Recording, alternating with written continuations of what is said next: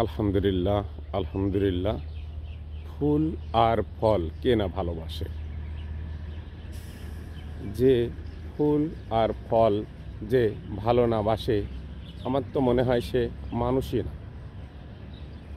ফুল ছিল কি সুন্দর দেখা যেত, ফল হয়েছে আলহামদুলিল্লাহ আরও সুন্দর দেখা যাচ্ছে।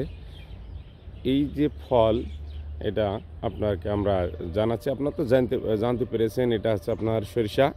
আর এই সরিষা ফুল আমরা অনেকটা ভালোবাসি এবং ফল এই সরিষা আপনার আগামীতে লাগাবেন ইনশাল্লাহ, বুনবেন, দেখবেন আপনার অত্র অঞ্চল সুন্দর দেখা যাবে এবং আপনার ভুঁইতে অনেক সার হবে ইনশাল্লাহ। এবং পাশাপাশি আপনার আলাদা একটা বাড়তি যে একটা টাকা, অভাবের সময় হোক আর যখনই হোক, আলাদা একটা বাড়তি যে টাকা, এতেই আমরা যতদূর সম্ভব কৃষক ভাইদের কাছে শুনেছি তেমন একটা খরচ না, যদি ভালো মতো হয় আল্লাহর রহমতে আলহামদুলিল্লাহ, তাহলে অনেকটা সুন্দর হয়। এক বিঘে ভুঁইতে প্রায় 4-5 মন, যাই বেশি কম হতে পারে, যাই আমার ভুল ত্রুটি হতে পারে। তো আপনারা আগামীতে অবশ্যই আপনারা এই সরিষা বুনবেন ইনশাল্লাহ। বুনলে আপনার সচ্ছলতা ফিরে আসবে ইনশাল্লাহ। এবং যে তেল, এখন 1 কেজি তেলের দাম প্রায় আপনার আছে যে 200 টাকার উপরে। তো আমরা সকলে মিলে যদি, আমরা যারা কৃষক ভাইয়েরা আছি সবাই মিলে যদি, যার যতটুকু জায়গা জমি আছে সবাই মিলে যদি আমরা সরিষার আবাদটা করি আলহামদুলিল্লাহ, তাহলে আমাদের তেলে সমস্যা হয় না।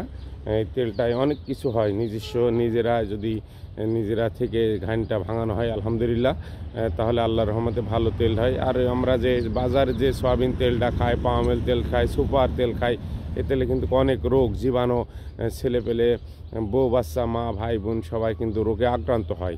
এই জন্য আপনাদেরকে আমরা বলবো, আপনারা যারা কৃষক ভাইয়েরা আছেন অবশ্যই আগামীতে সকলে আপনারা সরিষার চাষটা করবেন।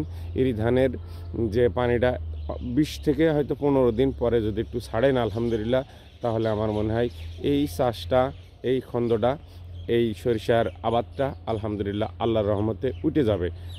তো আপনারা সকলে এই সরিষার চাষটা করবেন ইনশাল্লাহ, আপনাদের সচ্ছলতা ফিরে আসবে ইনশাল্লাহ আমরা আশা করি। ভালো সরিষা বুনবেন, ভালো বেসন নেবেন এবং পাশাপাশি সাথে হালকা একটু চাষ দিলে বেশি ভালো হয় আলহামদুলিল্লাহ। দেওয়ার পর একটু আপনার সার দিবেন, সার বুনে আছে আপনার সরিষাটা বুনবেন ইনশাল্লাহ, আল্লাহর রহমতে অনেক সুন্দর সরিষা হবে। সকলে ভালো থাকবেন, সুস্থ থাকবেন, আল্লাহ হাফেজ।